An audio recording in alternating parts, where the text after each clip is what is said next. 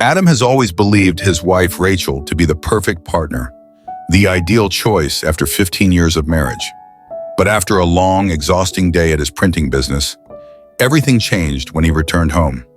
Rachel, the wife he had always loved, was preparing to go out without a word. And when Adam asked, the answer he received left him speechless. The terrifying truth he never expected began to reveal itself, forcing him to face an entirely different life. Everything he had trusted for so long suddenly seemed meaningless. And what lies ahead of him? Before continuing the story, tell me which city you are watching from.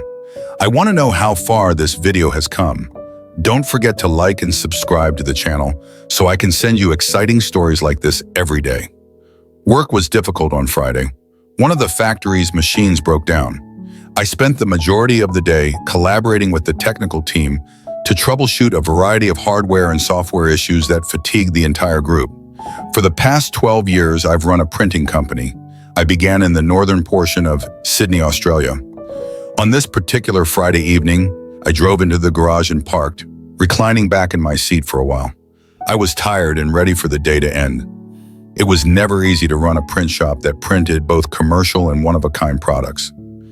At home, I was irritated that my wife Rachel, who had been with me for nearly 15 years, had not been very affectionate with me recently. I'm a pretty touchy person. Little kisses, hand touches, and good lovemaking energize me. Rachel has recently grown more reclusive and moody.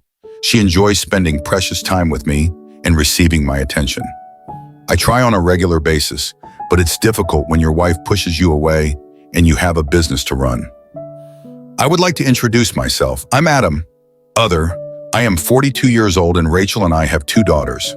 Our oldest, Natalie, is an 18-year-old physical duplicate of her mother from when she was younger. She is brilliant, determined, and knows exactly what she wants. She is in her 3rd year of university, studying engineering, and wants to work with me to create new printing presses after she graduates. Yes, I am sure you believe she is 18 and in her 3rd year of university. Well, she's quite intelligent. You'll also notice that I mentioned that Rachel and I had only been married 15 years. This is due to the birth of Mia, our 2nd daughter. We were happily married to Natalie before being married when we discovered we were pregnant with Mia. Mia is our bohemian child, to say the least. She is adrift, lacks strong opinions on issues, and usually takes the path of least resistance. She is as smart as her sister, but she prefers not to put her knowledge to use. She has been a social butterfly for 15 years, spending the most of her time with pals or hooked to her phone conversing on Discord. Both of our girls left for the weekend. Mia was staying with friends, while Natalie went out with her boyfriend Jake. I expected them both to return home about Sunday afternoon, leaving Rachel and myself alone. I sat there pondering on the previous week and beginning to push work out of my mind. With the girls out of the home, maybe Rachel and I could iron out some of our recent troubles over a few drinks and a chat. I got out of the truck. A 2-year-old Ford Ranger snatched my backpack as I made my way to the kitchen. Rachel wasn't around, so I took a glass, poured myself a crack in, and Coke, my favorite drink, and put on some relaxing music. Getting comfortable, I stared at the paint on the walls, attempting to mentally escape the day. The broken machine appeared to be running again, but the missing revenue would cost us at least $10,000, and if we can't get it fixed correctly next week. It accounted for a significant portion of my Sydney-based employees' salaries. Breaking away from my mental dialogue, I heard movement in the click of heels. My wife Rachel entered the room and my breath caught. Rachel is around 3 months older than me. She had 2 children and was in her 40s. She had gained some weight, but she worked out regularly and ate well, so her curves remained in the proper places. She was suited up and ready to go out into the world. Her purse was nearly empty when she placed it on the table and looked at me. "You look good, my love," I said. She smiled at me. I groaned and took a sip from my drink. "Sorry, Lou, it's been a difficult day, and I simply do not have the stamina to go out to dinner tonight." I apologized, examining her from head to toe. She smiled at me again, but she didn't look at me with love this time. Something changed inside me, and my day went from disagreeable to downright bleak. "It's fine, Kim," she said in a little trembling voice.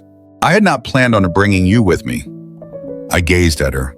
Throughout our lives, we rarely went out alone. Even when she went out with her pals, she never dressed for a date. You weren't questioning Lee, I explained. I took a large sip of my beverage. So why are you dressed as if we are going on an odd date? For a time, Rachel appeared unsure of herself. Adam?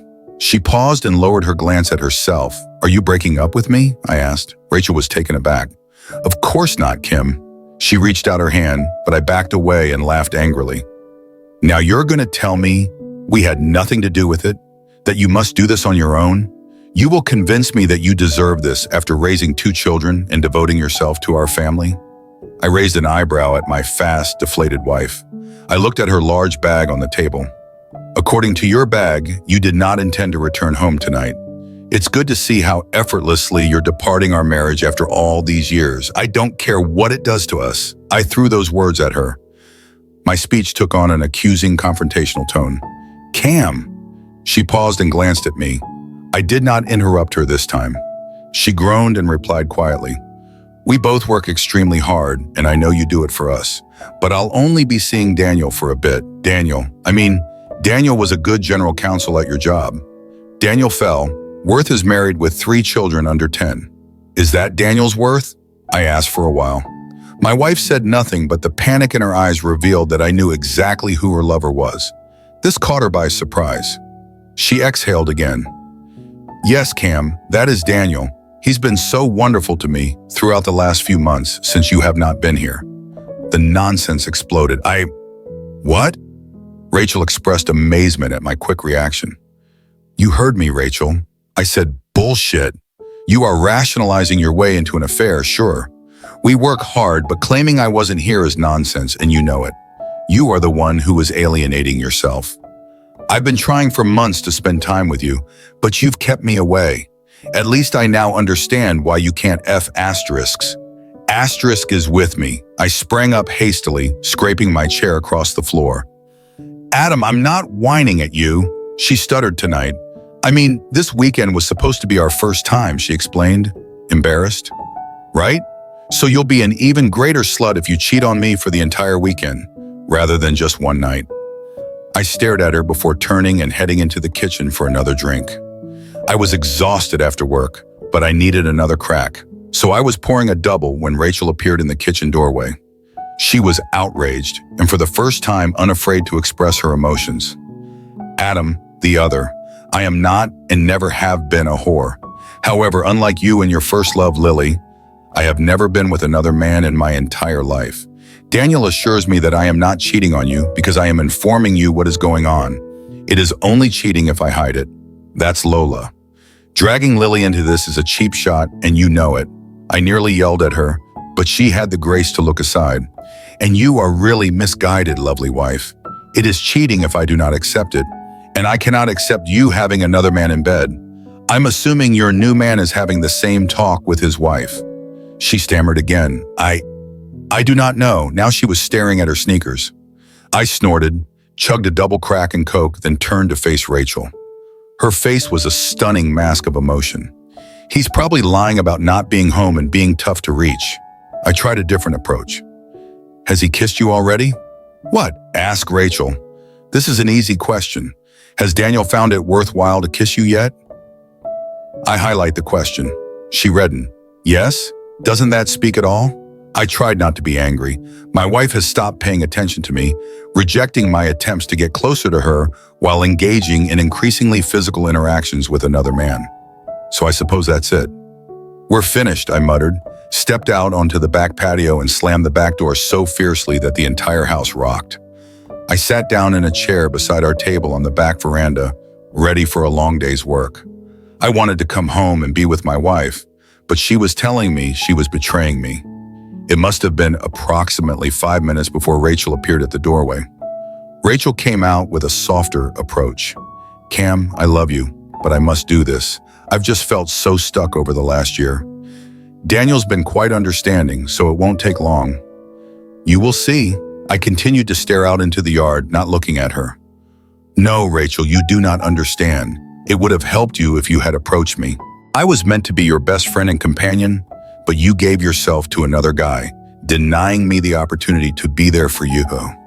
And now I'm not sure if I'll ever be able to be with you again. She did not move. Adam, she whispered softly but forcefully, but with trepidation. You cannot leave. Daniel warns me that if you do, I will take everything from you. I may take half of your business. I'll get the house and the kids, and it'll be easy to turn them against you. Her voice grew louder and she stepped forward, placing her hand on my shoulder. I turned to face her in revulsion, wrenching my shoulder away from her contact. Would you do that to someone you recently confessed your love for? You cheated on me, threatened me, and thought you could get away with it? I let out a growl. I would not have desired that. My wife responded to me, but Daniel told me that in a court of law, I would always win. You don't have many options. I'm confident I'll work things out and get back to you. You will be all right. You are stronger than me. For the second time that evening, I stood up abruptly. But this time I have hatred in my eyes. I glanced at the woman I still loved at that time. However, the hatred and wrath I was experiencing took over. You are a selfish, disloyal bitch, I hissed. She stepped back. You dare to express your love for me as if I have any intention of remaining married to you from now on, and you're telling me I have no option? Well, screw you, Rachel. You've shown me that I don't know who you are. You aren't the woman I married. It's as if an alien has taken control of you. The woman I loved would never threaten to destroy me by using my children against me, so who the hell are you?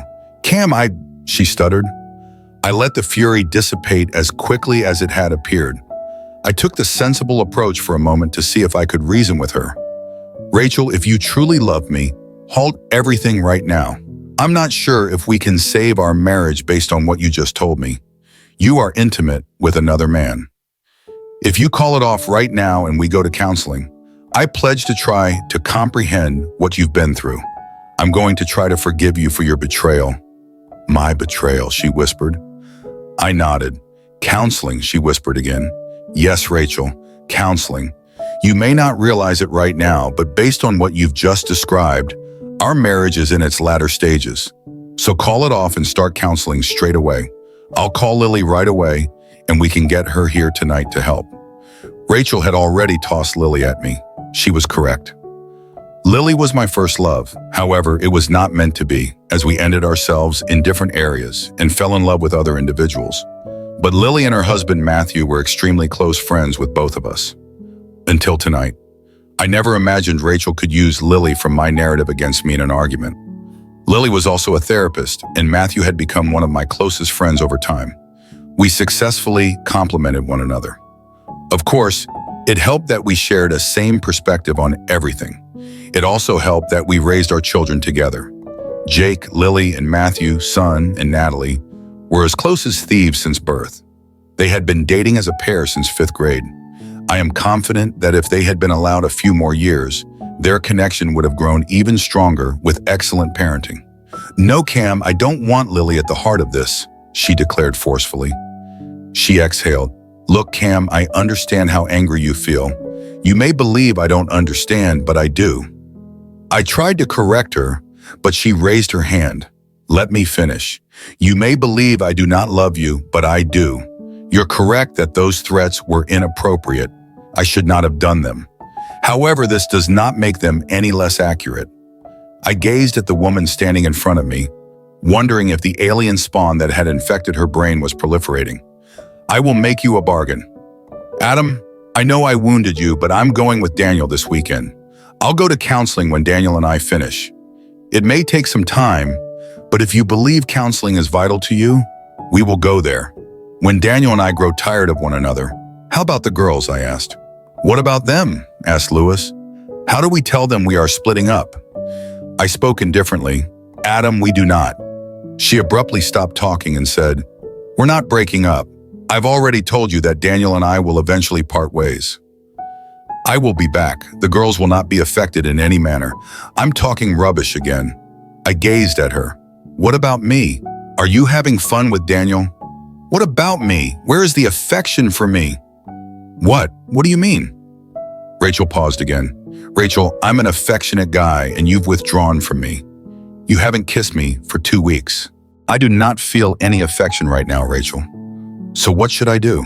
She glanced at me as if the thought had never entered your mind. It had not occurred to her that I may require something, some attention or care. I do not know. She lowered her gaze. Daniel thinks I should be his for now. I burst out again, my feelings changing to irritation, rage, and grief. To hell with Daniel. Wait, that's what you're going to do? Spit on your husband? Adam, this isn't fair. I nearly shouted at her, interrupting her. You're telling me that denying me your husband because some jerk cheated on his own wife and denied me your body is goddamn fair. Rachel took another step backward.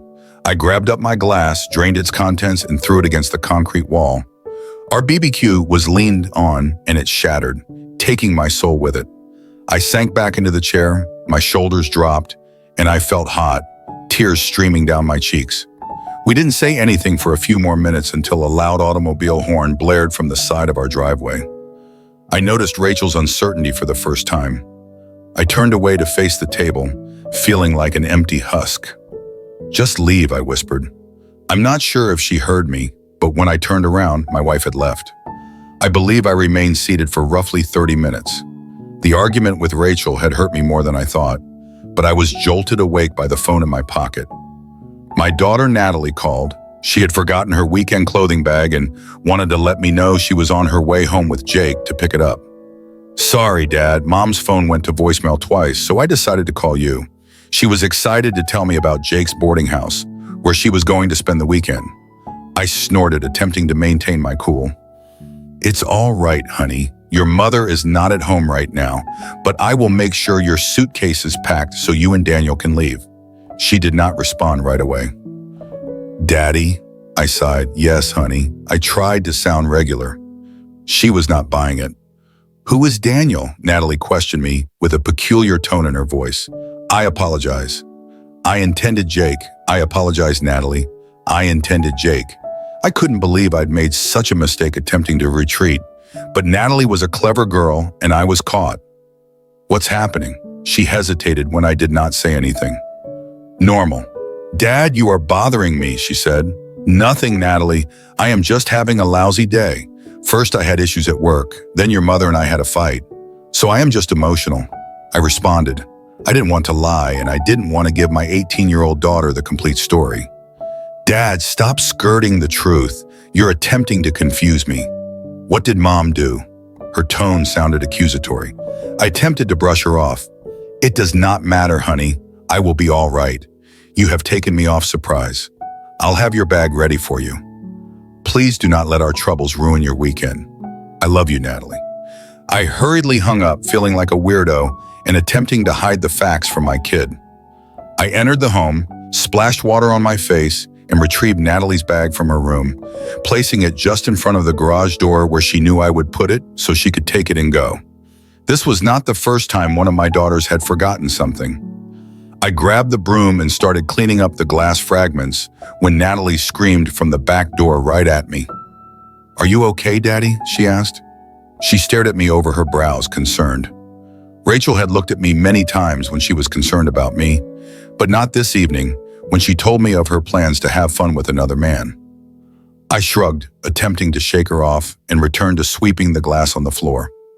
Sure, honey, I placed your bag in its normal location. I said monochrome. I bent over and began sweeping the glass into the tray, intending to hurl it into the dustbin as they watched. When I rose up, Jake was also standing in the doorway, frowning. I hadn't fooled anyone. I pulled out a chair and sat down. Natalie pulled out a chair and sat across from me, squeezing both of my hands. Dad, you're not all right. Mom called me back shortly after I spoke with you. I heard she was in the car, and it seemed like she was with someone else. So what's happening? I gazed at my kid. I suppose she noticed something broken in my eyes. The shine had vanished.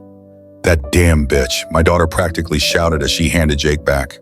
What's wrong, baby? I asked Jake, thinking his girlfriend was angry. He stared at me. I still did not say anything. I felt elderly and depressed. My mother is cheating on my father. She stated it casually. No, seriously. Natalie and Jake both looked at me. I nodded slowly. She issued me an ultimatum and then went with her lover sometime before you phoned, I admitted sullenly.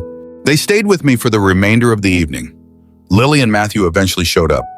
Jake arrived with Thai takeout cuisine for a fresh bottle of bacon and wine.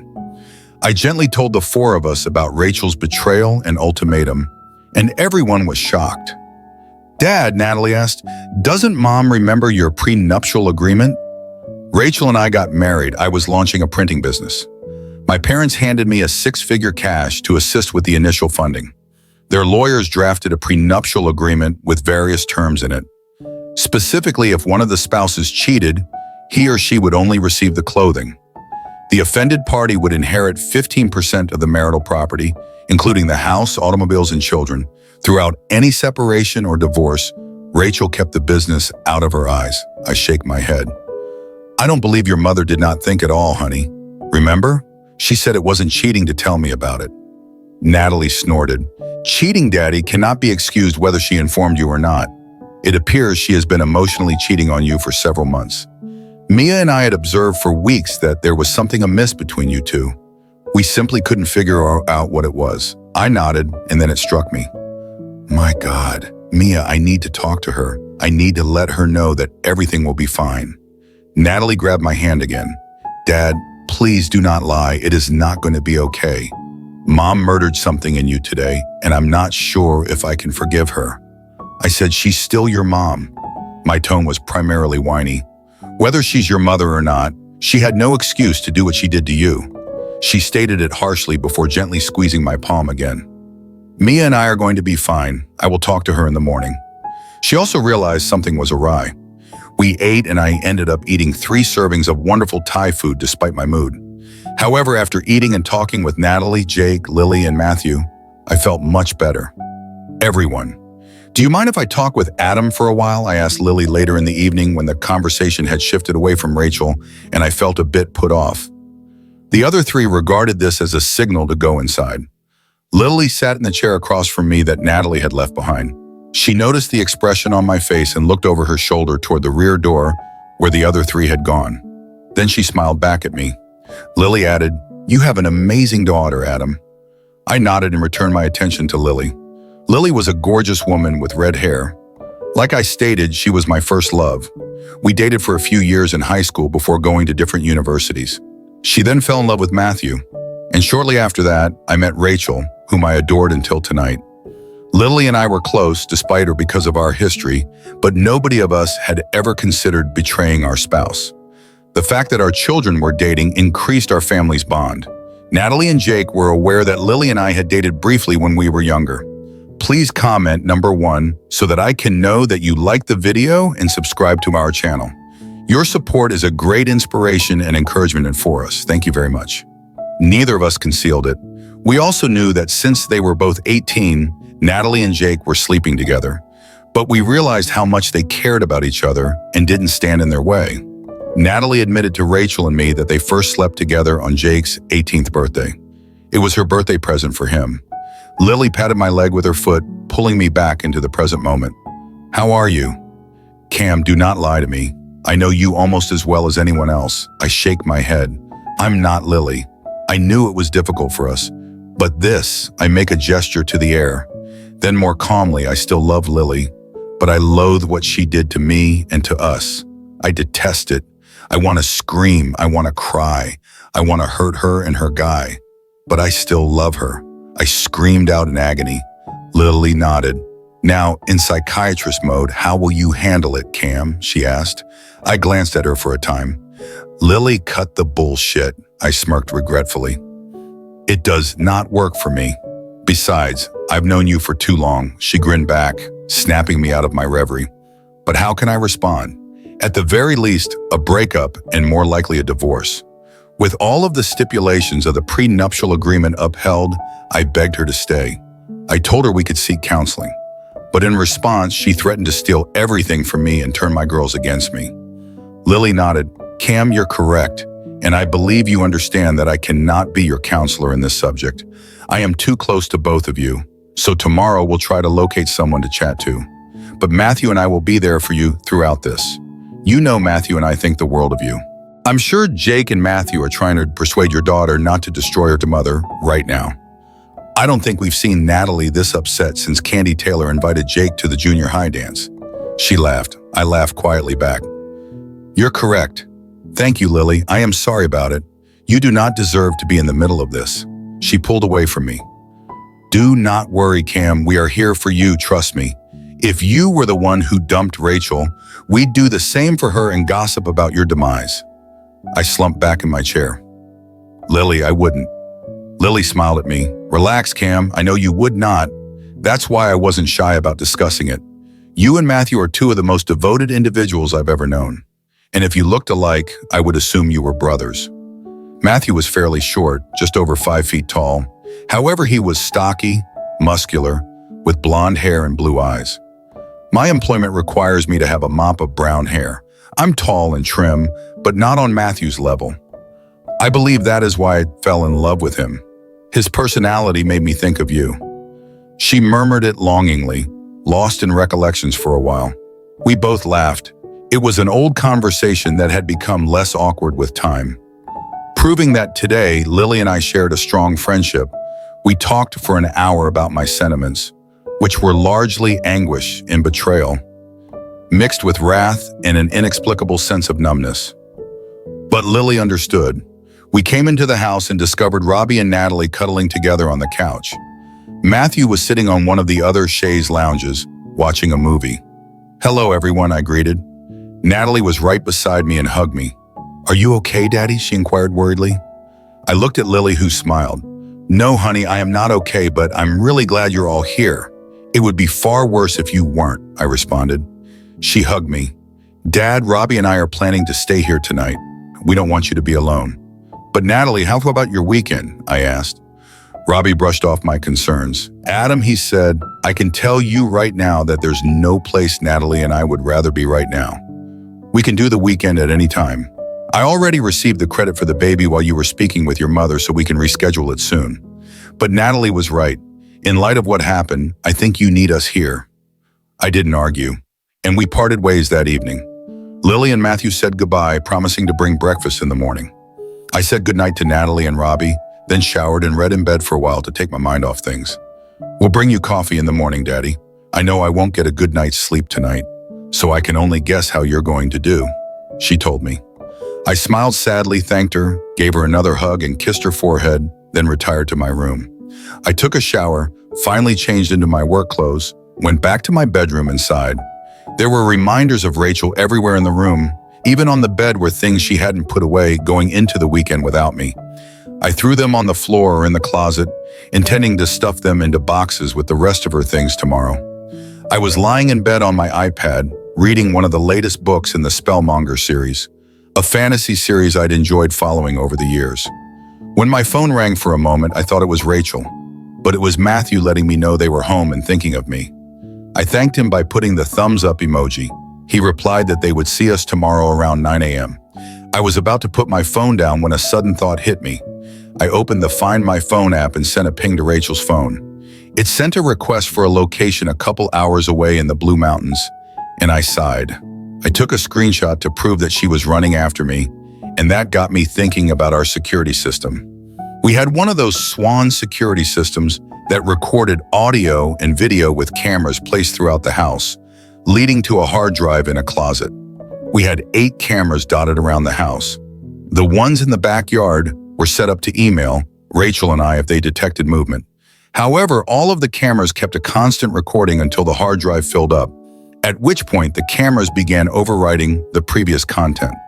The disks stored up to a week's worth of content for all 8 cameras, so I logged in and reviewed the footage from the back patio camera from tonight. Sure enough, the camera had captured footage of Rachel and I discussing her infidelity when I went outside. I also checked the front camera and saw a large guy get out of a brand new BMW. Great, Rachel with a kiss. And then they jumped in the car and drove off.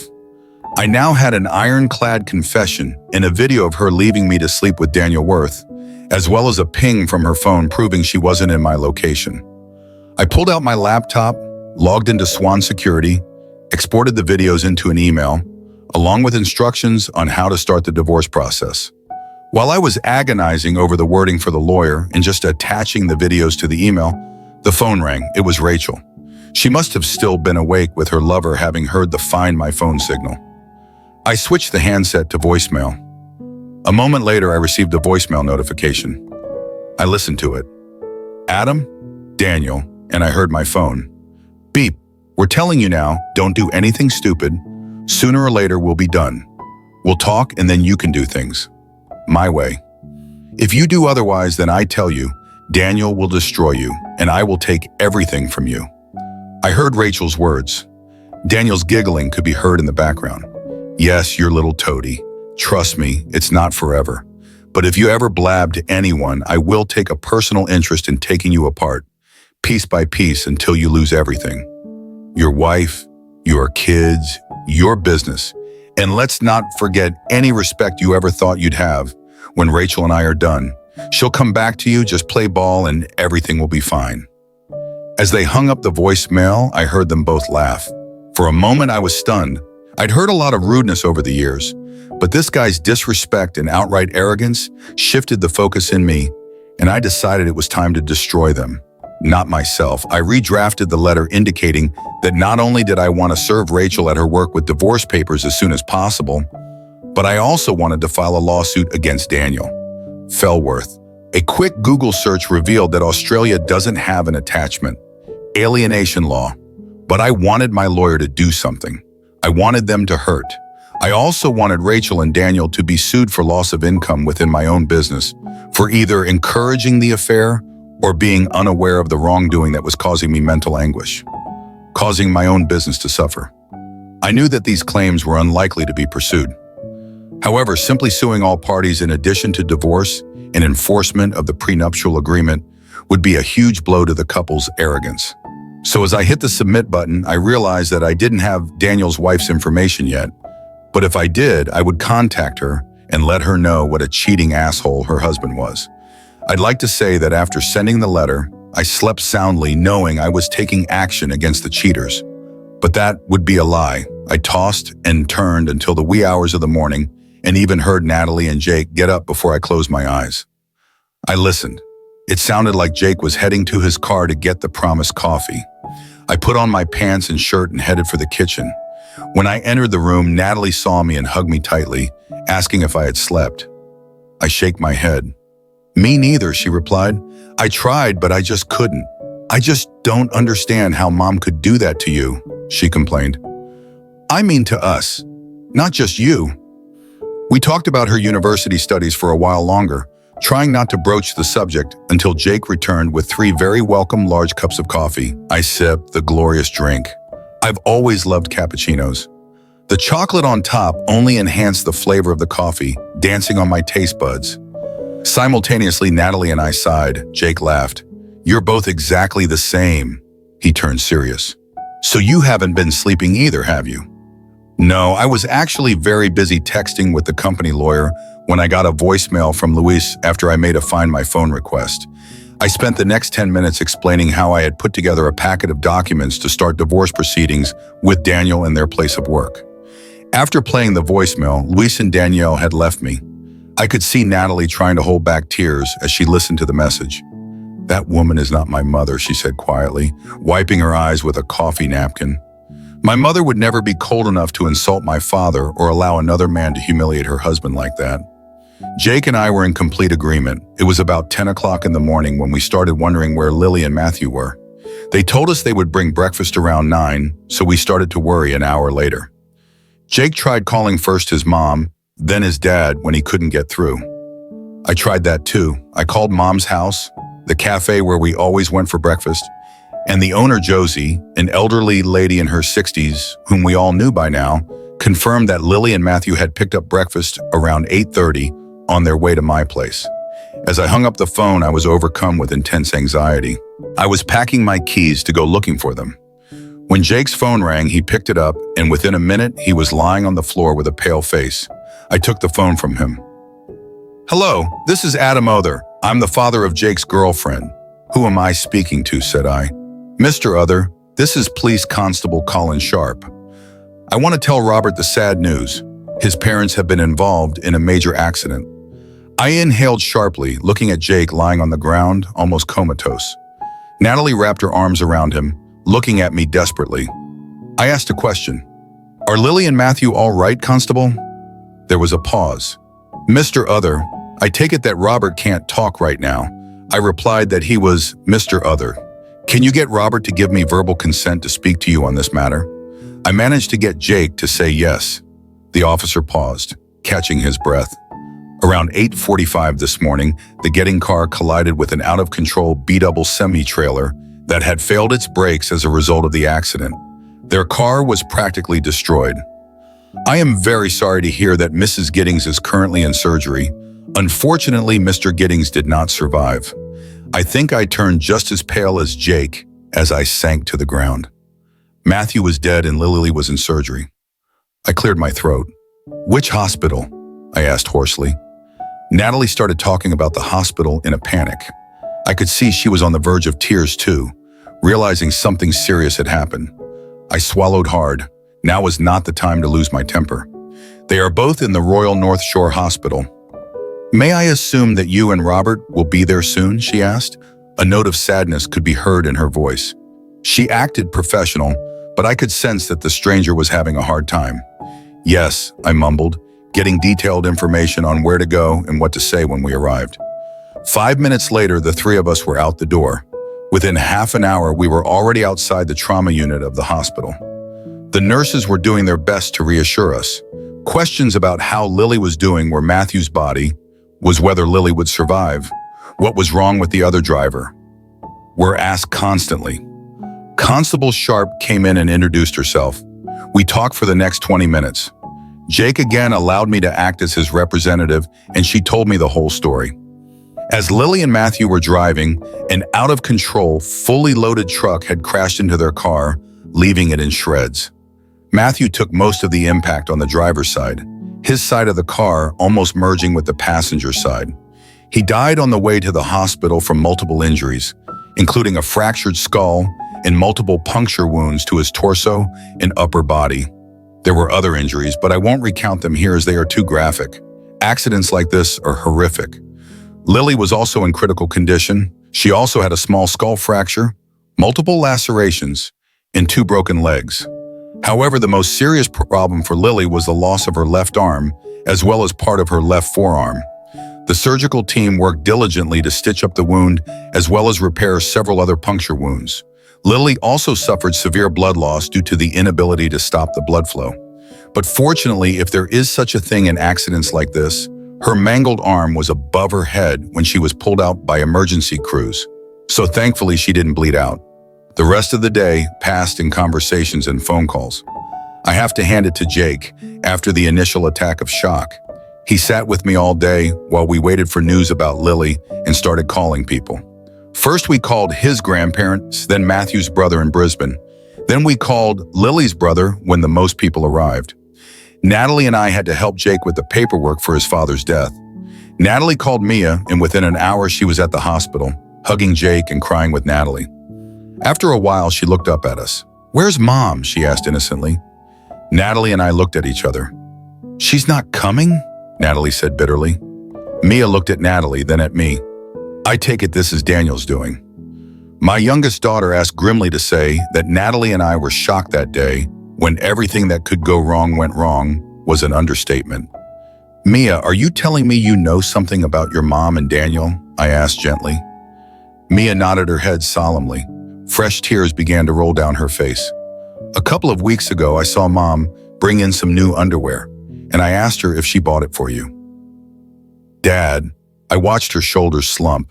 I had to pester her for a few days. But at one point when she didn't tell me the underwear was for you, she took offense at me and then blabbed that it was for a date with some guy named Daniel, saying you didn't have a chance to see him. "Mia, why didn't you say anything?"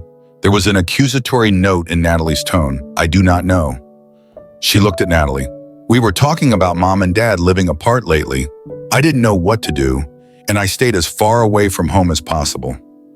Once I found out what I didn't want to know, I didn't want to run into Mom." She stared at me. "Or with you." "Sorry, Dad," I hugged her. "It's okay, baby girl. I wish there was something I wanted you to say." "I didn't know until last night, but it's okay." She started to cry. "I'm so sorry, Daddy, if I had said something." Maybe Aunt Lily and Uncle Matthew would have. She never finished the thought. Instead, she broke down. That night, we left only to shower and change. I brought Natalie and Mia home. We cleaned up. Then Natalie drove her car back to the hospital with Mia, and I followed them. I think it was about 4 o'clock Sunday morning when Lily was brought in from surgery. She was all bruised in critical condition, but alive. She will be in the ICU for at least a few days. They wanted her to recover and make sure there was no brain damage before taking any further steps. Even despite his grief, Jake was gracious to the doctors and asked to meet the team of surgeons who labored 4 hours to save his mother's life. I have never been so proud of my daughter's boyfriend and sincerely hope that one day I could call him my son-in-law. We spent the rest of the day at the hospital. I took all my laptop and phone chargers after receiving confirmation that the paperwork had been drawn up and was ready for delivery to Rachel, Daniel, in their place of employment on Monday morning. I was relieved to note that I had a damn good lawyer, better than Daniel. I was willing to bet. I also contacted my duty managers at work to take over the workload for the week, as we had a family tragedy, and I needed time. I didn't bother telling them I had more than one emergency, but they knew their business and kept me on my toes. One piece of good news was that one of my support team members was able to fix the remaining problems on the car that broke down on Friday throughout Saturday. In the afternoon, we started working with Jake on planning Matthew's funeral. Jake left a message with their family lawyer for instructions. As long as Lily was doing well, he wouldn't be needed. But Jake wanted to be prepared. We talked about the funeral for a few hours, and after lunch, we were joined by Edwina, Lily's mom, an older woman in her 70s, but still as witty as ever. She hugged her grandson and then gave me a big hug. Edwina had always treated me like a son. She loved Matthew, but always spoke of me in joking tones as the one who left her daughter. She informed us that Charlotte, Matthew's mom, would be coming to visit us at the end of the week as soon as she found someone to drive her from the retirement village, since she couldn't drive. After lunch, we talked easily. Edwina sat with us in the hospital waiting room as we had planned. I wondered if we would be moved on. However, when I asked the nurse if we needed to move, she shook her head. No, that unfortunately happens more often than you expect. But as long as it's not too crowded, you can stay. We know the grief you're all going through right now, and I understand that you need to be near Mrs. Gettings while you wait for her to wake up. I smiled, thanking her for her answer. Time flew by as we all talked and reminisced. Rachel was only mentioned in passing, and as soon as Natalie brought Edwina up to speed about Rachel, anytime no one was watching her, a grim frown would appear on her face. It was about 8 o'clock on Sunday evening when I answered the call on my cell phone without looking. All of our phones had been ringing off the hook all day as news of Matthew's death and Lily's injuries spread. "Hey, this is Adam Uther speaking," I said as I watched Jake hug Natalie and look into each other's eyes with a smile. I watched as they exchanged the words, "I love you," followed by a kiss as they mourned each other. They fell even more in love. "That's no way to call your wife," I heard Rachel scolding me on the phone. "I told you not to make waves or you'll regret it. Daniel is fierce and will take you out if you say anything to anyone." "Where the hell are you, Adam? You're supposed to be home when I get there." I don't know what had happened to Rachel over the weekend, but if there was anything left in her of the insecurity or regret I'd seen on Friday night, they'd been taken away by the stroppy woman who was now on the phone with me, Rachel. I uttered the contempt so evident in that single word. All the talking around stopped. Everyone looked at me at the same time. "It's me, you great grouch. Where are you and where are the girls? If you tell them anything I told you, I'll turn them against you. So you better go home or I'll make you sorry." I hung up the phone halfway through. I wasn't interested in threats. Tomorrow Rachel would find out that her neatly constructed narrative was falling apart. The whore just got home. I shrugged. "We could hear her father," Mia said quietly. "I don't know why you even picked up the phone, Schwein." I spent several hours today talking one-on-one with my youngest daughter. She apologized over and over again for not saying anything. But after hearing the extent of her mother's deception, she was almost as angry at her as Natalie was. "Daddy, in the divorce, I'm going to live with you, okay?" said Mia to me out of the blue as we talked earlier. "Of course, baby. Of course," I said as I hugged her. Coming back to the present, I looked at a smiling Mia. It was instinct. I answered the phone without thinking. It just took me a moment to get my bearings. The next moment, my phone rang again. Rachel's, of course. Over the next 10 minutes, she tried calling a dozen times. Then she tried calling the girls. After half an hour, Natalie had had enough of it. "What?" she shouted into the receiver, picking it up. Rachel reprimanded our oldest daughter for her tone. "Mom, stop it. I have absolutely no interest in talking to such a lying, cheating bitch right now. I'm here with my family, including my sister and father. We're in mourning right now, and we don't need you interfering with our grief." I could hear Rachel shouting a string of curses and swear words into the receiver that I didn't think she could ever put together, let alone say them to her daughter. The bottom line was that she thought Natalie was talking to her about the breakdown of the relationship between Rachel and me, not about Matthew's death and Lily's life hanging in the balance. I realized that Rachel had no idea what had happened. Rachel continued for another minute before Natalie interrupted her mom. "I have no intention of putting up with your yelling anymore. And before you start, yes, Dad told us everything too, so you should know. I have no interest in living in the same house with you. You're a whore, Mom. You had a man who loved you and children who adored you as a role model. Now you've traded your father for a mate who's likely to drop you like a hot potato, and you've lost the respect of both of your daughters." She paused. Obviously, her mother had spoken. "Yes, and Mia and I, yes. Mia told us what she knew. My dad is good for forgiving her, and she hates you as much as Dad and I do. So pack your suitcase, Mom, because none of us want you around when we get home." She paused again, listening. "No, Mom, I won't tell you where we are or when we get home. Why don't you call Daniel and go to him?" She paused falsely for half a second. "What's that?" "You can't, because he's gone home to his wife, who has no idea. He's a low-life, cheating bastard who's helped you destroy any respect for you and the family." "Sorry, Mom," Lou started to reply. "Sorry, Mom, I think they announced our flight. I'll talk to you later," and hung up. She looked at all of us, staring at her, then pointed to her phone in her hand. "Wrong number," Natalie said simply. Despite everything that was going on and the seriousness of the situation, everyone giggled. Even the nurses at the nurses' station across from us, and we went home for the night, promising she'd be back early in the morning. Meanwhile, Mia and I were getting ready to leave for a few hours. Natalie and Jake would stay longer, and Mia and I would return around midnight and switch places, letting them go to sleep. Mia and I were putting things in our bags when the trauma nurse came up to us. "She's awake," she said excitedly. We all smiled, and everyone burst out laughing very nervously. We then asked about Lily's condition. "She is being seen by a doctor right now. She is really out of it, but since she is conscious, you will all be able to see her for a little while." For the next hour, we took turns examining Lily. Well, that is what we could see. Almost every part of her was sheathed in something medical. There were wires coming out of almost every part of her. Lily's head was wrapped in bandages, but what was most disturbing was the sheathed stump of her left forearm. "Hi, Petal," I said, using my nickname for Lily. When we first met, I called her Petal my Lily. If anyone but me called her that, she always got an earful. "You gave us quite a scare, but I'm glad to see you're on the mend."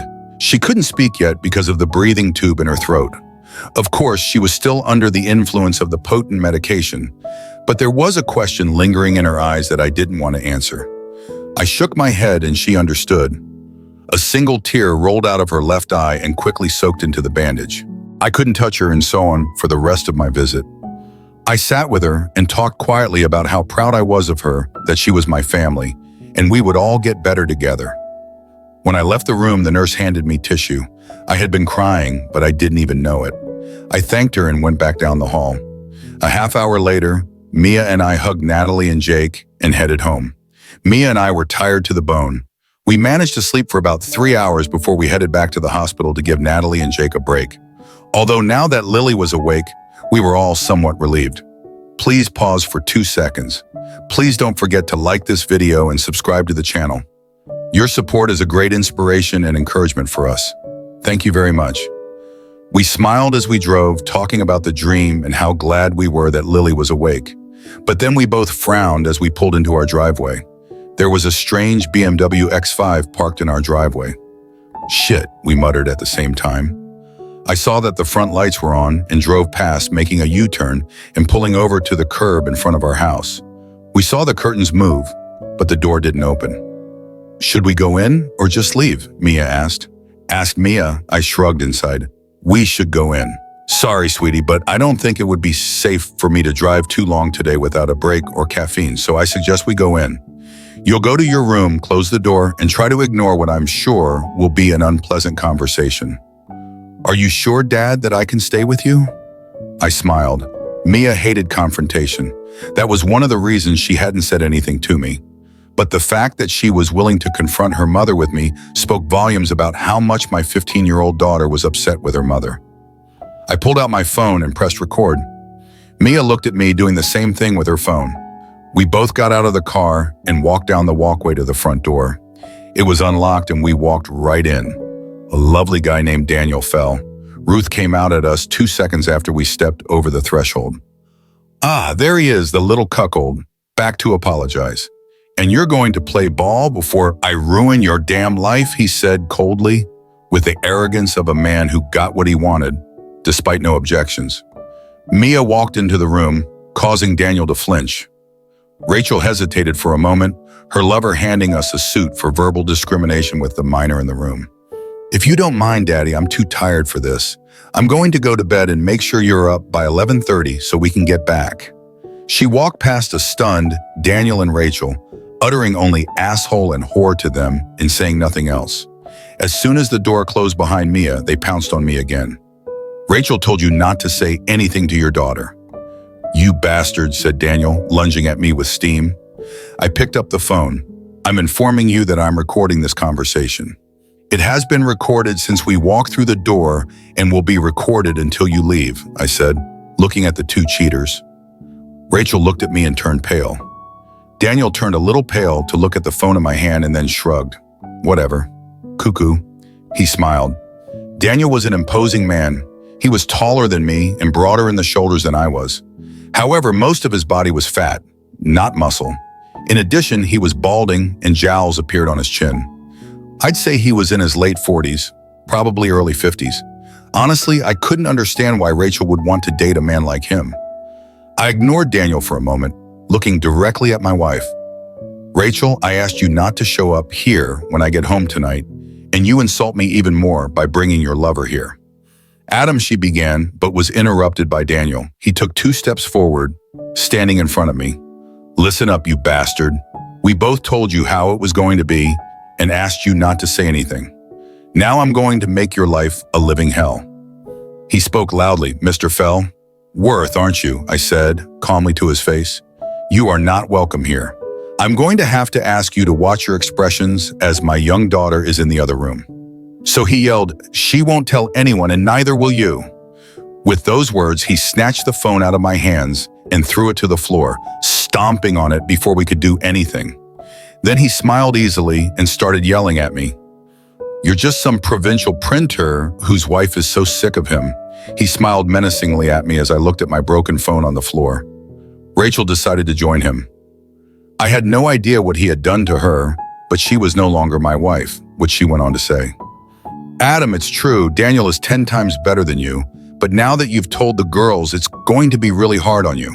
You better not say anything because now Daniel and I are going to have to destroy you. Rachel, what are you? I didn't get a chance to finish. For a while, I was looking at Rachel. Good old Daniel swung the senator at me. I fell to the ground, moving with the blow as much as I could, but it still hurt. What the hell? You hit me in my house, I said loudly, rubbing the spot where he hit me. So what? Rachel will support whatever I do to you. I could destroy you right now. And she'd tell the cops that you jumped me saying I had to defend myself. Don't you get it, cuckoo? I'm a goddamn lawyer. I do what's right. You may think you're cool in the print world, but my people make the goddamn greens that make this world go round. He started to laugh. I take what I want from who I want, when I want, and there's nothing anyone can do about it. I looked at Rachel from the ground. Rachel, is that true? You're going to back that asshole, I said, getting to my feet. Daniel took a defensive stance, ready to try and fight me, but I looked at Rachel and he relaxed a little. She tensed up a little, but looked defiant. I'm sorry, Adam, but yes, I will support Daniel in anything, even if he destroys you. You're just not a man like him. I looked at her again as if a blunt rocket hit her. Seriously, what had happened to her to be so brainwashed by the scum of humanity? I shrugged, sighing. Well then, dear wife, I have nothing more to say. But you both need to leave, or I'm going to return the feelings you just gave me and unleash such hell on both of you that neither of you will ever be able to look at anyone you know again without them ridiculing you both, Daniel roared, encouraged by his previous blow. He had made the mistake of thinking he could take me. Like I said, Daniel was a big guy, but he was all fat, not muscle. I wasn't as big as he was. But working all day at the typewriters, I had developed a strong physique. Plus, I had been in a few fights over the years and had even done some amateur boxing, so I knew how to fight when I needed to. Daniel lunged at me and I swiftly dodged him, screaming that he was being silly by attacking me in my own home. I tripped him and he fell, breaking the coffee table, but instantly got to his feet. Daniel tried to divert himself so he could jump on me again, still feeling that his heft was enough to take me down. For a time, he was stunned, his mouth moving like a fish in water, and then he collapsed on the ground. He looked up at me, not fully grasping what had transpired.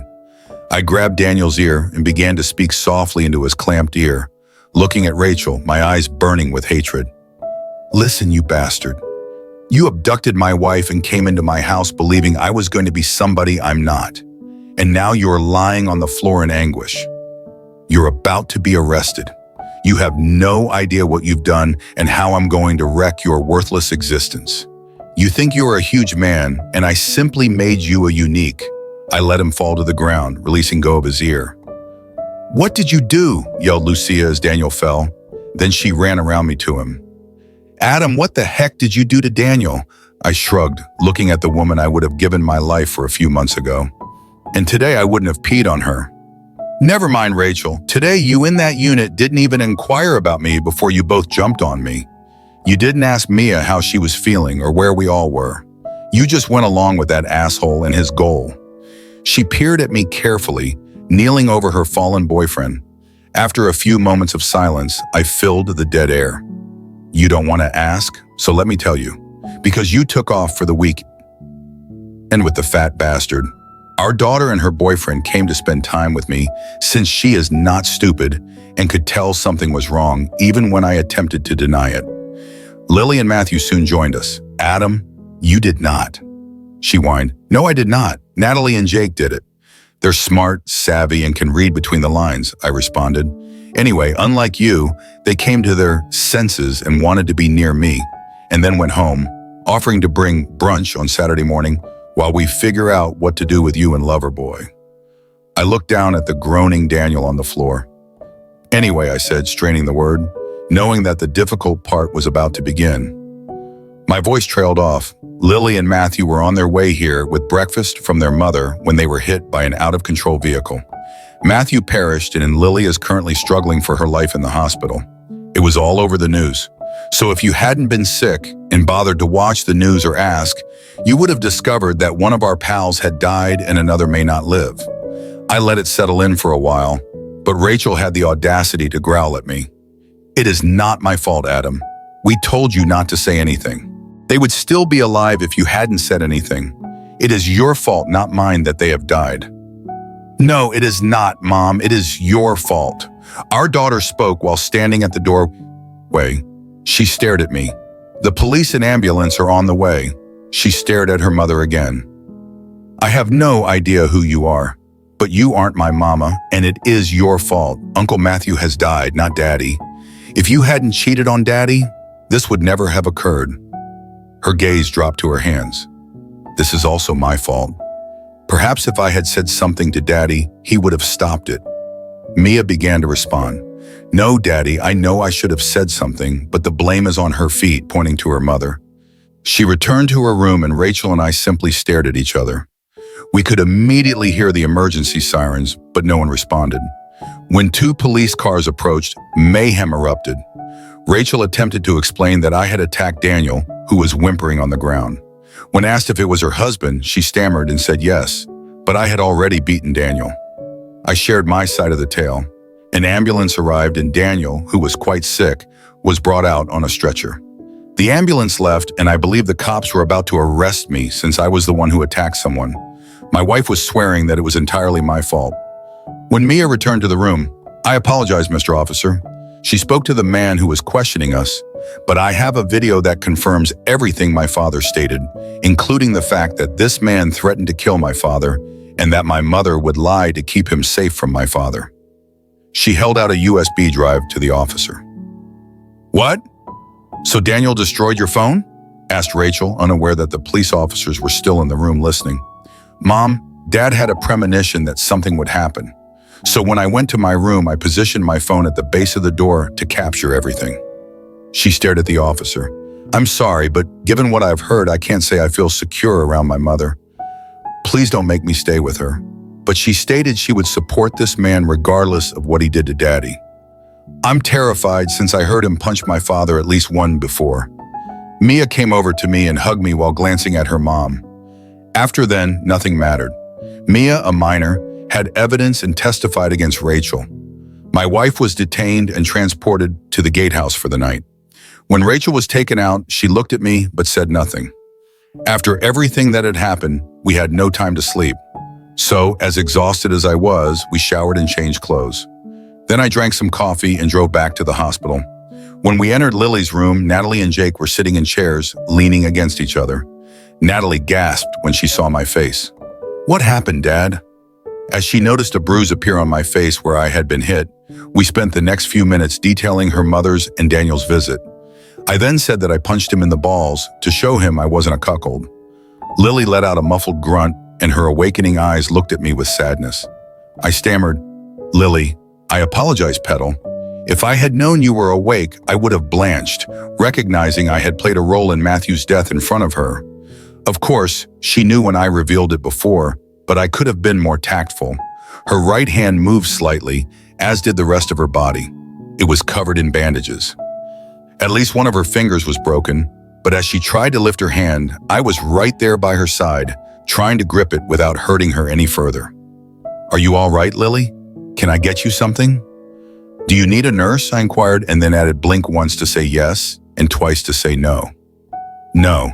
She blinked twice, then 3 times slowly, twisting her unbending fingers on my arm. I didn't move for the remainder of the night. The following few weeks passed fast. Rachel's parents released her from jail on bail the next day and then began calling me various things until Natalie brought them out in the open. When Rachel returned to work a few days later, she was just in time to receive the divorce papers from the bailiff, who then handed them to the company's owner. As a result, Rachel was placed on unpaid leave and suspended from work until the issue was resolved. She returned to the house at the end of the day, having spent the day in her parents' spare room while Natalie and Jake rested, and they watched her like hawk. So she gathered her belongings and proceeded to her parents' car in embarrassment. Natalie hugged her grandparents and made it clear that her mother would never return to the house. After the fight with Daniel and me, Natalie thought her mother was a shameless harlot who had blood on her hands from the accident. Despite the fact that Lily was cognizant, it took them the most of the first week to decide to remove her breathing tube. But when they did, her first raspy words were addressed at me. "Adam, are you okay?" I recoiled. "Lily, how can you ask that?" She smiled sadly. "I'm all right, honey. I knew about Matthew before you informed me. I had great hopes, but in the aftermath of the accident, we were stunned. But we came to our senses. We expressed our affection for each other. But he knew he would not make it. So I did." Now she was in tears. "I was quite disoriented when I awoke for the first time, but I remember your eyes verifying that he had left." I sat down in the chair next to the bed and held her right hand in mine, still damaged yet intact, unlike her lost left. She murmured to me in a conspiratorial tone, despite the fact that we were the only 2 people in the room. "I had a dream last night in which Matthew appeared to me, and he was stunning. He was not wounded and appeared to be in good health," she smiled. "He assured me he was all right. It was his time. Nobody was at fault in the accident, not even Rachel." I looked at her and her smile faltered somewhat. "I understand perfectly. Just like Matthew. There's no one to blame anyway. He said he loved me, but now it is my responsibility to take care of you. Adam, he truly loved you like a brother, and he was quite unhappy about what happened to you." I gazed at her. "Lily, you are the one who needs to be cared for. Seriously, have you realized that you do not have an arm?" She laughed and lifted her stump slightly. "Aren't I absolutely harmless now?" I could not help myself. I snorted. I guess it's my job now to assist you whenever you need it, I said. She groaned, then laughed amicably. I am serious, Cam. I miss Matthew a lot, yet that dream makes me feel peaceful. And Dad made me pledge to take care of you. I raised my hands and she giggled. I grinned back. Okay, you won. You can look after me. Lily appeared smug, but only after you've left here. Until then, I need to look after you. Unlike the first 2 weeks, the following few months passed slowly. If I wasn't working, I was in the hospital with Lily. If I wasn't in the hospital, I was packing at home. The girls and I decided to sell the house and move. I was fortunate to find a residence in North Sydney near Crow's Nest at a reasonable price while still getting a good offer on our current home. The new residence was smaller, but it was close to transit and a medical facility. It had 3 bedrooms and an office. And if you stood on tiptoe and peered out the master bedroom window, you could see Sydney Harbor in the distance. My divorce from Rachel was fully underway. The daughters refused to have anything to do with her, and the few talks they had with their mother did not go well for Rachel.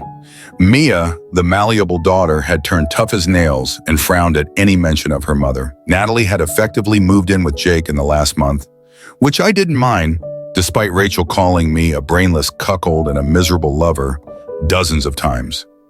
She had a difficult time living in her parents' extra bedroom. They called me a few times to see if I could work things out. But once I showed them the audio from Mia's phone of that night with Daniel and Rachel, they apologized and stopped attempting to resolve our issues. If Rachel's life was sliding downward, Daniel's life fell like a stone to the bottom of a pond. He needed to have one of his testicles removed, and while he identified me in a lawsuit and the police informed him he could sue me, the outcome would be disastrous for him because he was at fault. I could easily mount an argument in favor of my home and family. After a week of assessment, his employer promptly fired him for exposing their company in this manner. They did this to persuade me to dismiss the complaint against them. However, my attorney saw red flags and reached an agreement with them. Daniel's wife also obtained a copy of the tape. I promised that wasn't me, but I spotted Mia Sly looking at me several times. I had no idea how she'd found it, but one evening I received a call from Miranda, and for an hour we shared stories about Daniel cheating on her, something she had suspected several times previously. However, this was the first time she had hard evidence.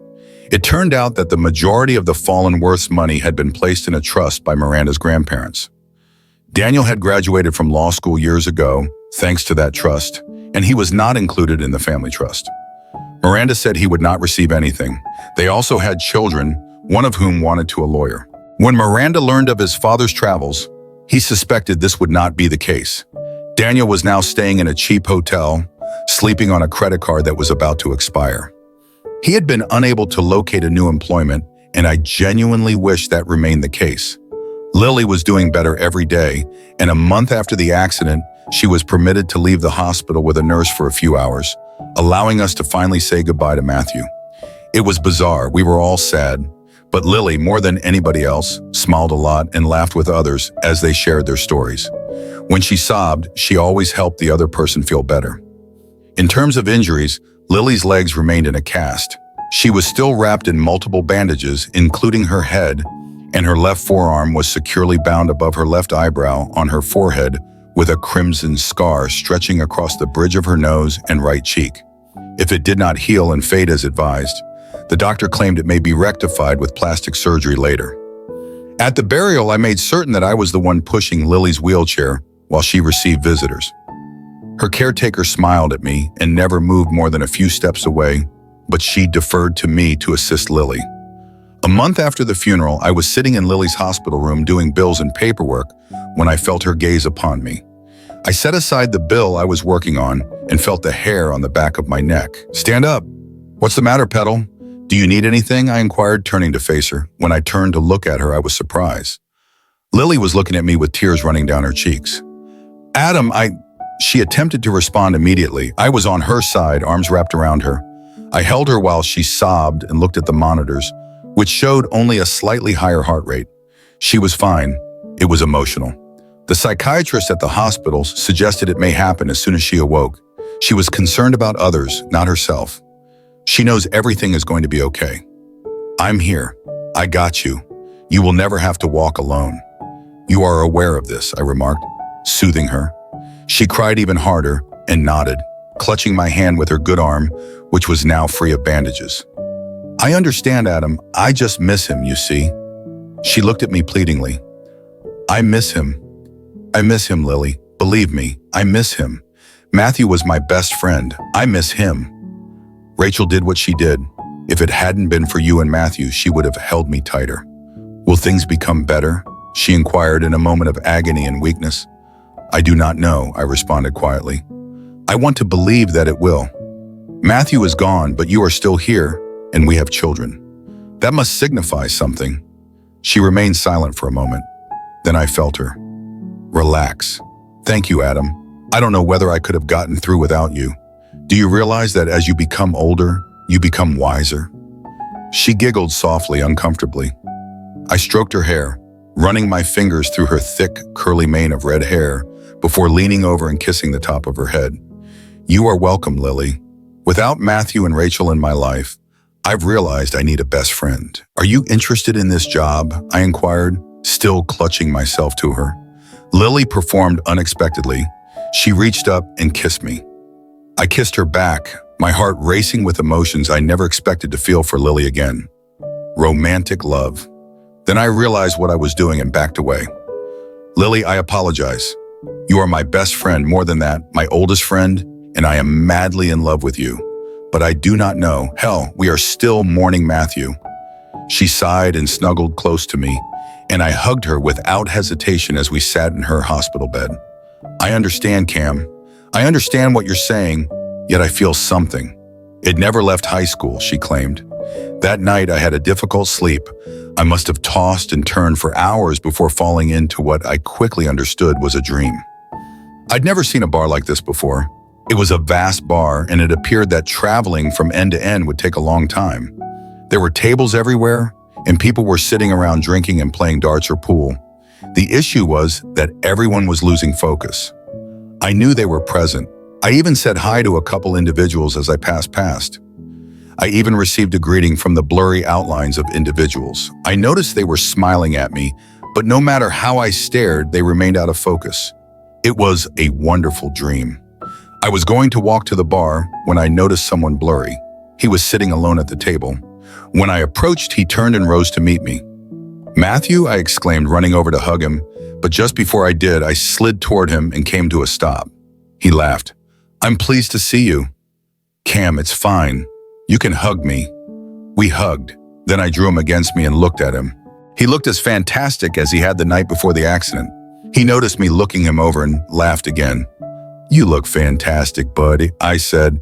I realize this is a dream, but it's great to see you. He smiled. Then we sat at the table. I had a crack and a Coke in front of me. Matthew had a pint of Guinness, and we sipped our beverages for a bit. He exhaled. Good stuff. He stared at me. So how are you doing, Cam? He asked. I let go a little. The fantasy is becoming true. Not so wonderful, buddy, I responded to my closest friend's fantasy. Divorcing Rachel is a hassle. The females are always upset. I'm trying to help Lily with her recuperation, but it's difficult and I feel like I'm drowning in it all. Matthew nodded. How about you and Lily? He asked, lifting his brow. I reclined back in my chair for a moment, reflecting about what Matthew was like in the dream. He grinned at me while continuing to raise an eyebrow. What about us, Cam? I asked, come on, Cam, we've been pals for more years than I can recall. You are my dearest friend. I know details about you and Lily that would make anyone blush. I know you adore each other. I snorted. Of course, Matthew. Without you two in my life, she is as near to me as you and Rachel. She's my closest friend now. I want her to get better. He exhaled. I understand, Cam. But what about this afternoon's kiss, which disturbed you so much before you fell asleep and arrived here? You can't claim it didn't mean anything, can you? Of course, my brain would conjure up images of my best friend tossing it at me in an attempt to make me feel guilty for kissing his wife. I looked at my pal. I understand. It was more than that, Matthew. I am in love with her. Always have. He grinned at me. I went into a panic. Buddy, Lily was married to you. Was Rachel married to me? Sure, we dated and even took our first steps together. But Matthew, we're talking about your wife. How can I cheat on you with her, Adam? He said. Really? I'm dead. His tone was sad yet firm. Lily, you both cannot cheat on me like you have so many years ahead of her. She deserves someone who loves and protects her as much as I do. Look, Adam, you stated that Rachel is already out of your life, or would be shortly, and you do adore Lily. He gazed at me for a moment, and I had the impression that the real Matthew was wearing something essential, not just a figment of my imagination. Lily also loves you, Adam. Of course, she is devastated by my passing, but she is urgently hoping you will not depart. She has her heart. She has the same love for you as she has for me. She probably loves you more than she does me because you've known her longer. I mean it. I didn't know how to respond, you know. He leaned closer to me as if he were about to share a secret. If Lily and I hadn't met while you were separated, she was going to track you down and force you to marry her. What? Said I, nearly choked on my rum. How the hell did you know that? She told me. He smiled. I snapped back. How could she tell you? You are merely my best friend's fantasy, which my dormant mind uses to help me understand things out. Lily never told me anything about it, so how do you know? Matthew laughed. Cam, look around you, at the walls of this pub. This is not simply a dream, and I'm not just a figment of your tortured mind, he explained. Bullshit, I responded. Cam, this is true. I will prove it to you. He told me how, I replied skeptically. He held up 3 fingers. He stated it 3 times, with a light-hearted tone in his voice. First, he lifted his index finger. When you come to the hospital tomorrow, ask Lily what my final words were to her, I snorted. I already know you were in the car. You said you loved each other. Matthew smiled while shaking his head. Well, that is partially correct, but after we both understood I wasn't going to make it, I relaxed. I knew Lily would see me the next day, and my final words were love. Adam, all your days. I began to respond, but Matthew lifted his hand and extended 2 fingers. This time. Second, Rachel will show up at the hospital tomorrow. It won't be pretty, Matthew. This isn't the way. Third, he interrupted me, this time elevating. 3 fingers. My mother will bring Lily and you each a delicious chicken salad sandwich from the Asian sandwich store in North Harbor. So, she was thinking about you both while she drove. Wear yellow sandals? I looked at my pal. He laughed at me again. Matthew, how do you know? It's a dream and you've died. I spoke to my pal. He touched his nose as if it were a secret. I'm not at liberty to say. He told me, it's a miracle I was able to meet Lily through you at all, but I was requested to meet you, so I did. I'm happy. Be able to spend more time with you. I didn't believe him, but I had to admit that I was delighted to see him as well. So if that happens, what should I do? Marry her, I asked. Matthew laughed again. That is up to you, my friend. But if you marry Lily, you will have my blessing. He lifted his drink and dragged me from the booth to the dartboard. That's something I couldn't say when I was living. But love her madly, Cam. Whatever you decide, I will be proud to be your best friend. Matthew and I spent the next hour playing darts and occasionally singing bar tunes. We were even joined by other clients whose names I cannot recall, except for one other guy. It was as if he was watching out for the establishment or was a key role in the business. But as we drank and danced, the tavern faded from view. My last memory was of Matthew leaning over me, hugging me, and thanking me for being his friend. We said our goodbyes. I awoke to hot tears flowing down my cheeks. I felt both sad and happy. I even had to say goodbye this time. By the time I shaved and dressed, I had almost forgotten about my dream. I came into the office to check in with my bosses. Everyone knew I was spending a lot of time working on Lily's hospital room and getting ready to move in the coming weeks. My assistant prepared all of my paperwork for the day, took the ones I worked on yesterday, and led me to the conference room where I spent an hour working with the managers on my floor before coming to the hospital. I came at lunchtime and Lily smiled as I entered. The physicians informed her that while she still had a long way to go, she would be able to return home in a few weeks. She had been grumbling for days about how tired she was of her hospital bed, and while she had been able to get a bed with a window, she wanted to get out of those 4 walls. I felt happy for her. She would benefit greatly from settling in at home. We were chatting about her sleeping in her own bed when Charlotte, Matthew's mother, strolled in. I didn't know Charlotte as well as Lily's mother, Susan, but we were friendly, and she smiled as she entered the room. She responded in a warm, cheerful tone. You look so much better today. Adam is also extremely well-dressed and attractive. You're so kind to take such fantastic care of Lily. I know Matthew would be proud of you, she added, leaning in to kiss Lily. I stopped dead in my tracks when I noticed the yellow sandals she was wearing. Lily noticed the blood streaming out of my face. Cam, what is wrong? Lily and her mother-in-law both stared in the same direction as I did, toward Charlotte's feet. Is there something wrong with my sneakers, Adam? Charlotte frowned. I ordered them on special order yesterday. No, Charlotte, I am sorry, I said. Sorry, it was a dream last night. Your sneakers just served as a reminder to me, I said, attempting to wipe the thought away. Lily stared at me for another minute while Camilla fussed. Before I forget, I picked up your lunches from an excellent Asian sandwich shop in North Harbor. They serve the most wonderful chicken sandwiches, she exclaimed, pleased to tell me how they build them with everything that can fit in 2 hands for only $6. Charlotte said the words chicken sandwiches, and I mumbled them along with her. Cam, are you all right? Lily expressed concern. I looked at Lily, Charlotte, the sandwiches she was unwrapping for us, and her yellow sandals. It was a dream, I assured myself. Just a ridiculous dream. I tried to convince myself it was a coincidence. I attempted to defend myself by informing both ladies that I was simply exhausted. Charlotte didn't know me well enough to complain, but Lily gave me a look that indicated we'd discuss it later. So we ate the sandwiches. And Charlotte was correct. They were great. Imagine layer after layer of chicken, lettuce, tomato, cheese, beets, pineapple, salt, pepper, and delicious fruit relish sandwiched between 2 pieces of incredibly soft but crusty bread. And you've got a lunch that will make your taste senses dance. After lunch, we sat and talked about nothing, chiefly the weather and how we were going to get Lily home. I had already begun to relax, stopped worrying, and was sinking into the afternoon calm when Rachel entered the room. Rachel was wearing pants and a blouse. Her hair was tied back in a bun. She does not look good, to be honest. Maybe a little slimmer than the last time I saw her, but not too horrible. She held a bouquet of flowers and a wrapped gift in her hands, but she waltzed on as if it were meant to be. She moved as if the previous few months hadn't happened. Lily, it's great to see you. You look great no matter what, said Rachel. She looked around the room, then noticed me, and her demeanor immediately changed. Adam, she growled, what are you doing here?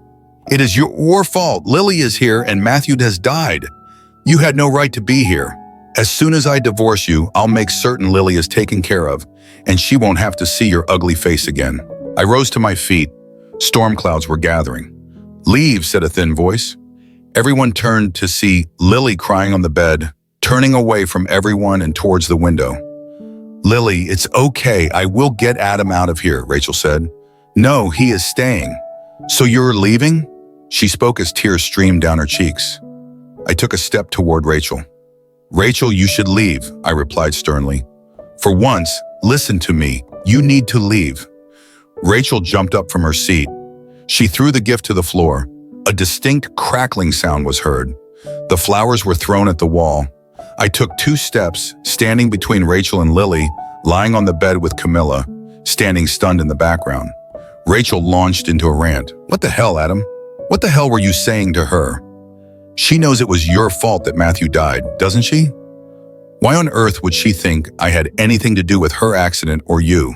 You're the one who needs to go. I'll look after Lily. Stay with her to ensure she's okay after losing her husband. Then she looked at Lily's stump where her left arm used to be. And if she loses her arm, I'll be happy to take care of her. I let out a growl. What the hell do you think? You can come here? After 2 months of silence and think you have any right to talk to Lily? Cam, I gestured to the bed behind me. Lily lost her husband. I lost my best friend. The kids and I have been here every day since the accident. Where have you been? I started rambling. Adam, the voice repeated. I continued. I know why you're here. You lost your job. Your parents grew weary of your slutty ass in their spare bedroom. And you chose to manipulate Lily by trying to live off her until she got weary of your trash. Adam insisted Lily's voice for the 3rd time. I twisted around to face Lily, enraged at being interrupted at the admiring face of my best friend.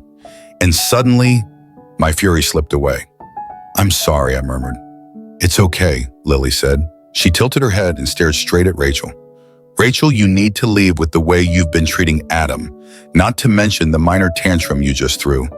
It shows that you are not my friend, and don't use Matthew's death as an excuse to blame Adam. You have transformed into a horrible, disgusting creature. I'm ashamed to have ever called you a friend, let alone trusted you for years. Rachel attempted to object, but Lily raised her stump. Just leave it. Rachel, you cannot stay with me. I'm no longer your pal. You're not welcome here. Should I contact security to escort you out? Asked Lily, my ex-wife. Lily, Rachel pleaded, this is not fair. Nobody is. No, Rachel, Lily said, her voice rising in wrath. What is unfair is that my husband has died and I am permanently disabled because you decided to shag. Your husband is one of my closest pals. The room became quiet. The only sounds are from the hallway. Nobody said anything. Then there was the grimace on her forehead, which I used to identify with Rachel's rejection of everyone around her and life in general. She turned her eyes from Lily to me, back to Lily, and then back to Lily for the final time. Her gaze shifted, and a range of emotions passed over her face, but the frown stayed. When she stared at Lily one more time, the venom flowed forth. So screw you, Lily. I can see how this goes. You are a hypocrite cunt, she let out a roar. Well, you can stick whatever assistance I was going to provide you up your ass. She didn't have time to finish before I grabbed Rachel's arm and hauled her out of the room. I turned down the corridor to the first exit outside, slammed the fire door shut, and dragged Rachel with me. Fortunately, these weren't panic doors. Rachel snarled and swore the entire way, still yelling towards Lily's hospital room. I knew the guards would show up quickly. I turned to face my straying wife. Rachel, I don't know what's going on with you. I'm not sure what made you go from a lovely wife and caring friend to a horrific bitch. However, this is the end of it, I told her aggressively. Rachel, thank God, say nothing, recoiling rearward. Adam, she mentioned. No, Rachel, you're finished. You have ruined every relationship around you, from your daughters to your friends. To me, no one, and I mean no one wants you within 100 meters of us. You've transformed into a selfish bitch who doesn't appear to care about anyone around you. The doors opened and two big security guards emerged. They spotted Rachel and me. Are you okay, Mr. Other? I asked Peter, about the biggest of the two guards. I waved him off. Fine. Peter Lewis was slightly concerned and upset to see Lily in the hospital bed. She was on her way out, right? Rachel? I glanced at her. The guard was not deceived by my words, prepared to massacre Rachel. Instead, she looked at me, then at the soldiers, shrugging. Sure, I will see you later, Adam, she added. I shake my head. I hope not. The three of us watched Rachel depart. They then led me back into Lily's room where Camilla and Lily were whispering. After ensuring Lily's safety, the guards left. The cleaners entered the room to clean up the debris, and Camilla emerged 20 minutes later, hugging me warmly. Thank you, Adam. You are now responsible for her. She requires your assistance, Camilla whispered as she hugged me and departed to take the elevator home. Are you okay? I questioned Lily while sitting on her bed. It was only the two of us now. I grabbed her right hand and squeezed it. She snorted. Isn't this what I should have asked you? I shrugged. It's been a strange day, but with Rachel, I feel... I do not know. Calm down, but no. I believe it all began with that dream last night. Lily raised her head to look at me. What about the dream? I nodded. Yeah, I couldn't fall asleep when I came home last night. I flushed. I believe she knew that our kiss was somewhat to blame. Anyway, I could not sleep. I tossed and turned, and I had a dream about Matthew in the pub. Lily nodded, nearly understanding. It was bizarre. I knew it was a dream because it was a large tavern with other people present. However, they appeared to be out of focus. Lily finished for me. Her gaze fell on mine, and I believe my surprise was evident. Yes, they were out of focus, except for Matthew and another guy. I don't remember the other man, but Matthew was very obvious. We were talking. He explained what needed to happen today for me to realize this was not a dream. Charlotte's shoes, Rachel's looks. Matthew stated that it would all happen. I looked at Lily again, and her eyes said she believed me. Was there another one? She asked timidly. I nodded. How did she know? I gazed at her. A tear fell from her eyes and she grasped my palm. I didn't want to ask the question while being terrified and hoping for love. Adam, all your days? Lily spoke gently but carefully, gazing into my eyes. My breath drew Lily's attention. I asked. She nodded and more tears began to trickle down her cheek. These were Matthew's final words to me before we both blacked out in the vehicle accident. They were the final words he ever spoke to me in this life. My tears joined hers. How did you know? I whispered lightly, barely a whisper. Matthew. When you told me you met in the pub, I knew he did as well. Told me I was brave, but I needed to let go and continue to adore you as I always have. He said you wouldn't be able to ask the question when the time came, so I had to tell you our final words. With those words, we sank into each other's arms. I wrapped my arms around Lily in the waning light of noon. We cried. As we sobbed, we chatted gently about the man we knew as a friend, lover, husband, and parent. We mourned our mutual loss together, growing closer in our shared sadness. The evening came, and the hospital's operations proceeded. Lily made place for me in the small hospital bed, and we continued to hug each other as best we could, both of us exhausted. Finally, we plummeted. I kissed the top of her head and said, I love you, Petal. Lily snorted slightly in response and said, I love you too, Cam. After that day, we gradually improved. Mia, Natalie, and Jake found us the next day, huddled on the bed under a hospital blanket that the nurse had apparently tossed over us during the night. Mia clapped her hands when we awoke, and they all stood there staring at us in our slumber. I tenderly kissed Lily's lips before standing up and stretching. Natalie smiled and kissed Jake this morning. We explained the most of yesterday to Rachel, excluding the part about sleeping with Matthew. Later that week, we all agreed that Lily would be returning home after her discharge, but would instead live in with Mia and me. Our new apartment was closer to the hospital, so we agreed Natalie and Jake would stay in Lily's apartment and rent out the other 2 rooms to other university students, with my and Lily's permission, of course. By the time Lily was discharged, she was no longer wearing formal casts, but rather stiff textile ones that could be removed as needed to allow her to heal. We all got a good look at the stump of her left forearm, which had healthy skin growing around it. Although Lily was disabled, she had mostly accepted it. In addition, Lily's skull fracture has healed.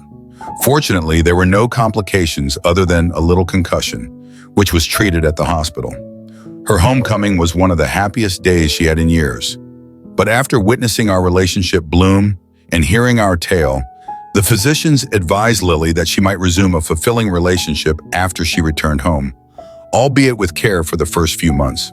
The kids had already brought many of Lily's clothes and personal possessions into the new house, even placing them in the master bedroom with mine, rather than the spare room as we had agreed. To be honest, I didn't mind the insolence. When we arrived home, we spent a few hours conversing with the kids. However, after supper, Natalie and Jake proceeded to Lily's old house while Maya excused herself to visit a friend for a few hours, leaving Lily and me alone for the first time all day. A few weeks later, Rachel, a wonderful divorce was finalized. Our assets were formally divided thanks to the prenuptial agreement. Rachel received virtually little. She didn't touch my business, which was pretty valuable.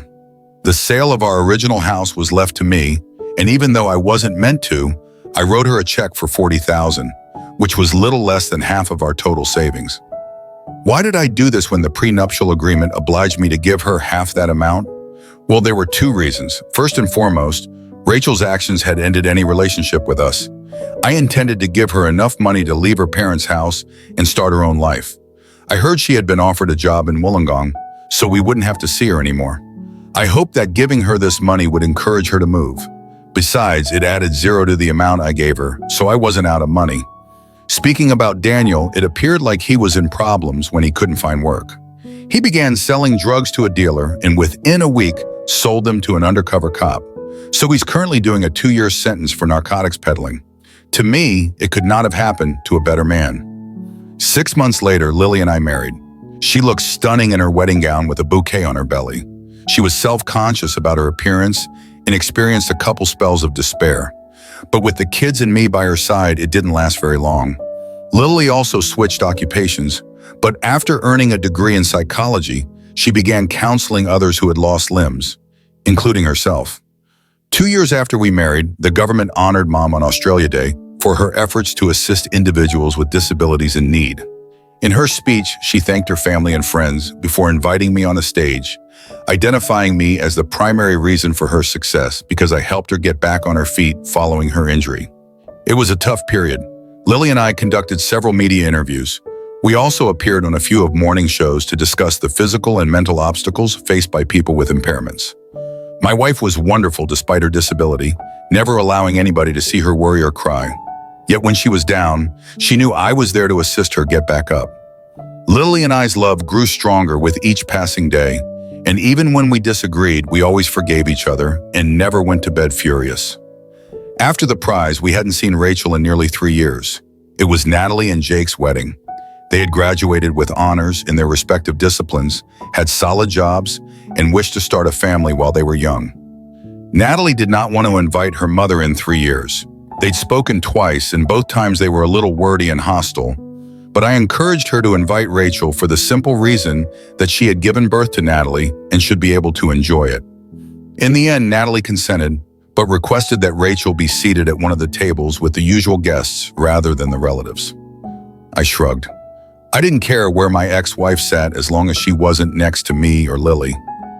I really didn't want Natalie to regret not having her mother attend her wedding in the future. Ultimately, a compromise was achieved. Rachel ended there with her old parents, who cheerfully sat a few tables away to maintain peace with their granddaughter and her new husband.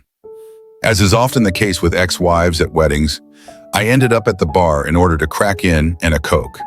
It wasn't on the bill, but because I was paying, I could have whatever I wanted. Rachel approached me, leaning on the bar next to me, and ordered a glass of white wine before turning to face me. I have never asked for forgiveness, have I? She asked bluntly, but it was more like a statement than a question. No, I said, turning around to look at the crowd. Lily, Mia and Natalie were standing at opposite ends of the room, giggling over something. I smiled, but then again, I never imagined you'd be, I told her, ending the sentence. Rachel sighed. You're correct. I wasn't myself then. A complete and utter mess I made of myself, she claimed. I said, accentuating the final syllable and taking a sip from my drink. Lily smiled at me before frowning when she noticed Rachel next to me. I shook my head slightly, and she nodded, recognizing that it was not a big problem. I saw you both at the Australia Day Awards, and have been following your progress since then. Rachel expressed sadness as she observed my wife, her former friend, laughing with our daughters, and realized she would never have that type of relationship with any of her daughters again. She hates me. They all do, right? Rachel looked at them, then at me, and finally into her wine glass. Rachel, hate is a strong word. Then upon consideration, I smiled. No, it's the correct word to describe their opinion of you. However, the fire eventually dies down. Who knows what'll happen in a dozen years? Perhaps the females will call you. I felt more than saw Rachel's shoulder slump, and she turned to face me. How about you, Adam? Do you despise me? My ex-wife inquired. I shrugged my shoulders. Hate, abhor, and despise. Take your pick. I heard the band begin tuning their instruments in the background. I smiled to myself. Soon I'll be able to dance with my daughter, but you persuaded Natalie to invite me out tonight. So if you detest me so much, why her? I turned to look at Rachel, and for the first time all evening, I saw her as different from the one I knew before. She was hollow. She had a haunting expression in her eyes, and her hair didn't only look fantastic or covered in unsuccessful dye. It appeared like it had retreated slightly from her hairline. Overall, I recognized that the woman I had loved was broken. I examined her for another minute before responding to Rachel. No mother should miss her daughter's wedding, even if she was a disgraced whore. However, I did not invite you here to make you feel better. I asked you here to ensure that our daughter marries with a clear conscience. I paused and tipped my drink at a couple passing by us. That is all. And if I never see you again, I will consider myself a happy guy. With those remarks, I moved away and joined my family for the wedding dance. I heard sobbing. I apologize. Unfortunately, her behavior elicited no pity for the remainder of the evening. We danced, ate, and laughed. I never saw Rachel again. We found out from her parents that Rachel died a few years later. It was shortly after Mia had become engaged to the doctor. Yes, unexpected. I didn't see that coming. But at Mia's engagement party, We discovered that Rachel had ovarian cysts that had become irritated. She died in a hospital bed with only her parents by her side. She did not want anyone to tell us anything. She was quite depressed. Lillian and I kept each other's secrets. We reared our grandchildren together. We journeyed over the world, seeing sights and wonders. We've gone all around the world, spoiling on our grandchildren, and probably in even great-grandchildren. They knew Lily and I loved each other, and that love hasn't faded with time. When I gazed at my Lily, I saw the girl with whom I fell in love at the age of 18. I married a woman at the age of 40, a wicked smile from a granny reaching 82, and I knew today would be a lucky day. I knew in my heart that I would be cherished until my death. So could it be that every challenge in life happens for a reason? Adam, a man who once had it all, a family, a career, and a stable life, had to face the painful betrayal and great loss. Yet, in the end, it was those very struggles that led him to a new love and a fresh start. Adam's journey reminds us that sometimes in the darkest moments, we find the light, and the deepest wounds make us stronger than ever. Have you ever asked yourself, when faced with hardship, would you rise and move forward? Or would you succumb to the pain and turn away from everything around you? Let this story be an example to us all. No matter how harsh life may seem, love and hope are timeless values. If this story has made you reflect and deeply feel about relationships, love, and betrayal, don't forget to click subscribe on our YouTube channel, Yirki, to not miss out on more captivating and emotional stories like this one. Share this video with your friends and family so we can all explore the profound lessons life has to offer together. Thank you for watching, and see you in the next video.